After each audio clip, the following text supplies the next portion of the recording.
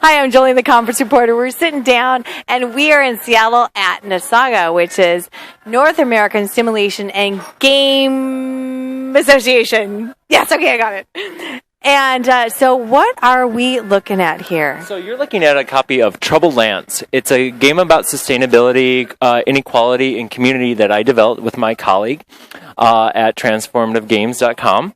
And it's about three characters, a rancher, a lumberjack, and a farmer. And they share a little area of land together. And there's a little contention because forests are wanted by a lumberjack who, when he cuts them down, will create an inequity and an amount of erosion that then hurts the whole community. So these three individuals are neither competing with each other or collaborating with each other. They're just trying to do the best they can, just like real life.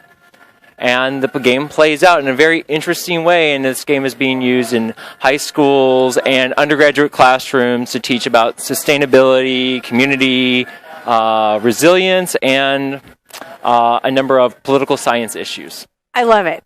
Are you observing when they play?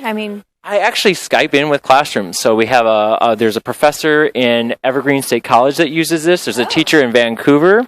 And I'm hoping to get it out to a lot of people. It's for free, or at least a low cost. And it's really just a sort of a personal project that came out of my dissertation work.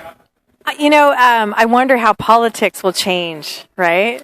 Yeah, so actually a lot of students actually say that after they play this game, everybody has to play this game. It really makes them think about how communities are structured and organized, and how decisions are made. And it's all about there being some players like this player that are really wealthy, and this player that don't have as much wealth or as many options. Players aren't told that when they play the game. They're not told what the game is a metaphor of, that it's a metaphor of real life. So they start to discover that, there's inequity and there's imbalance. And so it can be tough. It's actually an emotionally tough game that's still fun to play. So what is the ideal outcome of your game and the impact that it has on the planet? Okay, ideally, it gets people to think about the relationship between what they want for themselves and how and when they give and care about other people. Because some people will say, I'm going to protect the forest because the forest is so important to me. And other people say, but I care so much about this other person. And some people say, but I really need to do this for myself. I need to look after myself. Yeah. And so it's all those interests and all those political interests that are played out on our daily lives with our neighbors or at an international scale in a fun little metaphorical game. That'd be interesting to play out because you have vegan friends and you have all sorts of different beliefs. Animals are more important than whatever, and like it. So I'd be curious. Might have to hit up your game sometime. Well, thank you. I hope you have a chance.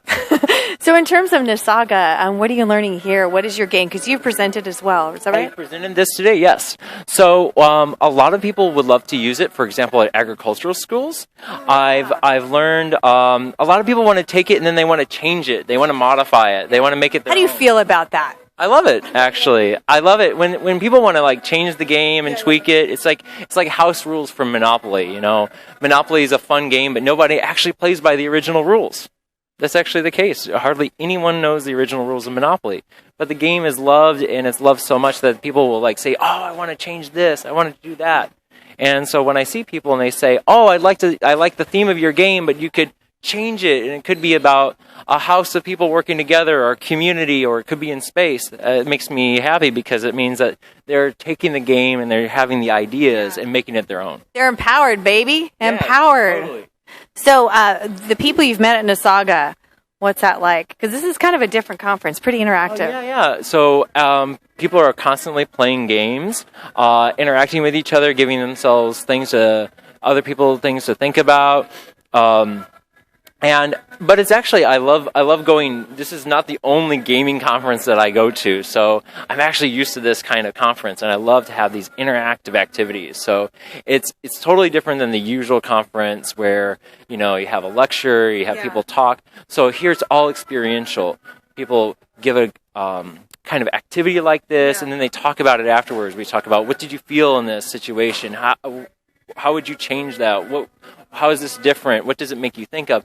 And learning theories show that this is actually a great way to set up deeper learning that is retained for longer, is taking the time to have an experience rather than just having information directly given to someone.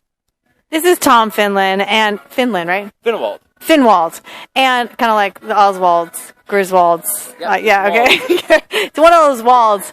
I love so much passion is here, and sustainability, and being able to let people decide for themselves, but to bring up some of their thoughts to the surface. So I love it. Keep on keeping on.